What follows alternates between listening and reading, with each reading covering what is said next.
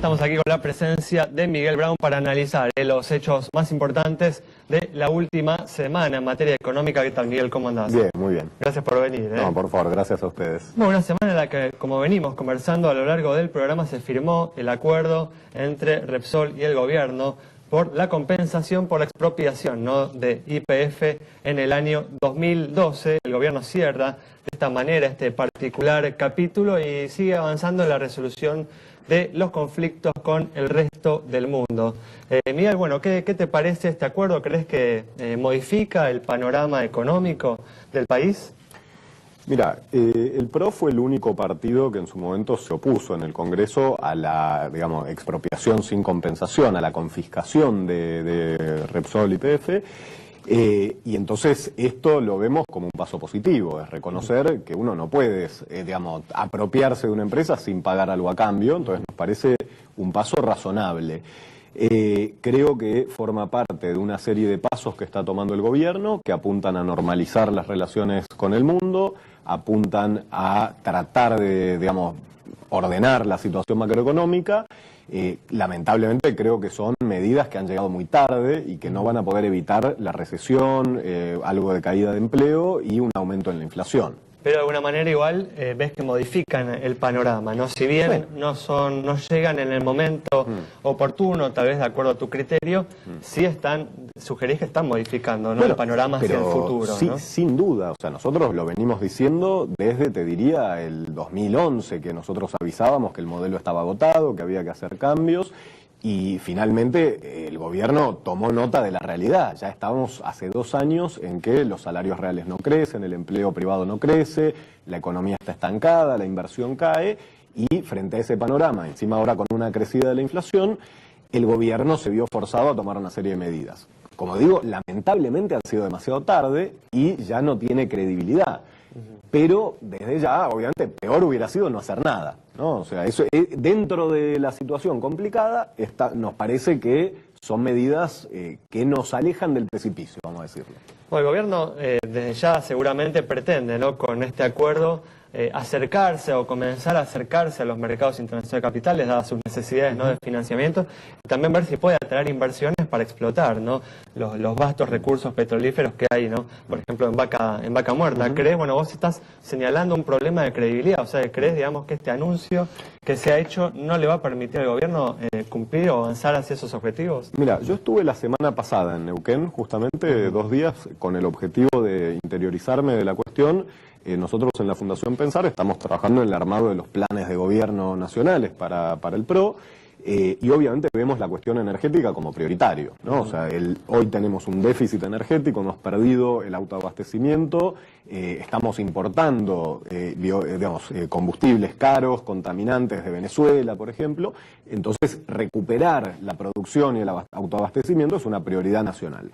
Y en la provincia de Neuquén está este yacimiento de Vaca Muerta, que es el segundo o tercero más grande del mundo de energía no convencional. Lo que uno recibe de la gente que está allá, de los políticos, los empresarios y demás, es que hace falta generar credibilidad y confiabilidad a nivel nacional. Que los recursos están, que se puede desarrollar, que es competitivo, pero que hace falta cambios en la política nacional. Este es un paso en la dirección correcta. Esperemos que sea suficiente para que las inversiones empiecen a llegar lo antes posible. ¿Te parece que puede haber entonces más acuerdos del tipo del que se firmó con Chevron, por ejemplo, quizás en empresas heterodoxas desde el Asia, desde China, de otros lugares? Hoy en día hay que apuntar a inversores de todo el mundo. Yo creo que hay empresas, por supuesto, de hecho entiendo que se está hablando con Petronas, ¿no?, empresas de distintos países. Hay petroleras en Rusia, en China, etcétera. Y sin duda un recurso tan grande, bueno, cuanto más empresas vengan, mejor, así que eso yo lo vería como un paso favorable. De vuelta, tenemos que ver en qué condiciones vienen, cuánto van a invertir, cuánto va a tardar la producción en aumentar, pero sin duda todos los argentinos tendríamos que estar detrás de aprovechar esa oportunidad para tener energía barata. En Estados Unidos aprovechar la energía no convencional ha generado una revolución en la industria porque han logrado bajar los costos y eso es muy bueno para todos. Miguel, te cambio un poquito de tema porque otro de los temas de la semana fue justamente el conflicto docente y qué puede pasar, ¿no? En este marzo, en comienzos de año, con el resto de las paritarias, si el aumento que se va a dar va a ser superior a 30% y por supuesto cómo repercute eso en la inflación. ¿Cómo ves el problema? Mira, el problema que tenemos es que hay incertidumbre sobre cuánto va a ser la inflación. Claramente, bueno, hemos finalmente sincerado los índices, en enero dio 3,7, vamos a ver qué da en febrero, pero las proyecciones de inflación para este año, depende con quién hablas, varían entre 30 y 40%, digamos, y la verdad que incluso esas proyecciones son muy inciertas, porque depende de qué haga el gobierno, depende si efectivamente reducen el nivel de emisión, depende de cuánto sigan devaluando, hay una serie de decisiones que van a afectar esa tasa de inflación. Esa incertidumbre te complica las paritarias y yo entiendo que el objetivo hoy del gobierno es arreglar una paritaria con acuerdos salariales por debajo de la inflación, lo cual implica un ajuste, una reducción en el poder adquisitivo del salario. ¿Crees que va a lograr eso? Mira, lo veo difícil. Yo creo que un líder sindical no puede darse vuelta y decirle a su gente, bueno, sí, arreglé un acuerdo, pero vos vas a, en términos de poder de compra, a tener menos. Lo veo complicado, ¿no? Después de una década de decirnos que venimos aumentando, la década ganada, además, que me quieras bajar el sueldo, lo veo difícil. ¿Pero qué debería hacer el gobierno para lograr ese objetivo, ¿no? Para lograr que los trabajadores acepten aumentos salariales que no se encuentren por encima del 30%, que eso ya sería peligroso, digamos, para una posible avance de la inflación en los próximos años? Mira, yo creo que hace falta un cambio de fondo en la política. Me parece que hay que recuperar la credibilidad. Un ejemplo a seguir es el de Chile, que entre 1991 y 1995 logró bajar la inflación de un 25 a un 5%, no solo sin recesión, sino que siguió creciendo al 6-7%, y eso lo hizo básicamente con credibilidad. Puso un equipo económico serio en el Banco Central, le dio cierta independencia al Banco Central, lo instó a llevar adelante una política de metas de inflación, con transparencia de los instrumentos, y eso se puede hacer, pero hace falta un cambio, como digo, de fondo en la política. Ahora, sin decirlo por ahí de forma explícita, pero el gobierno está tomando algunas medidas bastante ortodoxas, sobre todo en el Banco Central, ¿no? Con subas muy fuertes de tasa de interés, ¿no? Arreglando con el Club de París, arreglando conflictos internacionales. ¿Pensás que hay un giro, aunque sea forzado por la realidad, del gobierno hacia la ortodoxa, por lo menos de los últimos años? Sin duda, digamos, nadie ajusta porque quiere, ajusta, digamos, ningún político de ningún signo le gusta dar malas noticias y evidentemente subir las tasas de interés, devaluar, tratar de bajar los salarios reales, bajar el gasto público, son todas malas noticias porque pegan en el bolsillo de la gente. El gobierno lo está haciendo por necesidad porque ve que si no lo hace, las consecuencias del modelo, digamos, de exceso de gasto, de toda una serie de cuestiones, es que nos chocamos en el precipicio.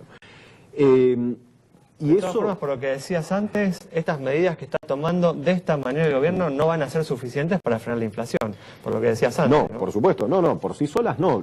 Para reducir la inflación, básicamente hay que dejar de emitir. Y el gobierno, en la medida que sigue emitiendo para financiar el déficit fiscal... Pero también hablabas de recuperar la credibilidad, de tener un banco central justamente con un equipo sólido. Sí, es una combinación de establecer objetivos, metas de inflación hacia el futuro. Correcto, sí, es como digo, en el fondo de la cuestión está la credibilidad. O sea, vos tenés que pensar que el gobierno, que el Banco Central, que las autoridades económicas saben lo que están haciendo, no te mienten, no tratan de, por ejemplo, culpar a las empresas de los aumentos de precios, como si los empresarios argentinos fueran más malos que el resto del mundo, o más malos que los mismos empresarios hace 5 años cuando había menos inflación. Digamos, es muy raro ese discurso. De todas formas, mientras tanto, ¿no? La soja está subiendo, ¿no? Está subiendo por encima de los $500 la tonelada, tuvo 5 o 6 días de aumento, está alcanzando los máximos, ¿no? Desde septiembre, agosto del año pasado. ¿Crees que la soja puede volver a salvar al gobierno de no tener que avanzar aún más en el ajuste? Mira, yo creo que las oportunidades para la Argentina todavía están intactas. Tenemos no solo en la agroindustria, en la minería, en la energía, en la biotecnología, en un montón de sectores, muchísimas oportunidades que si tentamos a los inversores a que vengan a poner plata acá, vamos a generar empleos de alta calidad, un mejor bienestar para todo el mundo y tenemos que aprovecharlo. Esas oportunidades están, nos tenemos que organizar. La Argentina es un 0,6% de la población mundial, con lo cual si aprovechamos el crecimiento que sigue teniendo China, que siguen teniendo los países emergentes, nos va a ir muy muy bien. Lo que tenemos que hacer es, como digo, un cambio de fondo, recuperar la credibilidad y dejar de estar preocupados en el precio del dólar, el dólar blue y demás, y ocuparnos del desarrollo en serio. Muy bien, Miguel, muchas gracias por haber estado con nosotros. Nos vamos entonces con el análisis de Miguel Braun sobre las medidas, ¿no?, que viene tomando el gobierno para reordenar la economía y un mensaje optimista sobre la necesidad de recuperar la credibilidad para volver a crecer. Nos vamos con esta información. Nos reencontramos el próximo martes a las 17 horas aquí en Metro.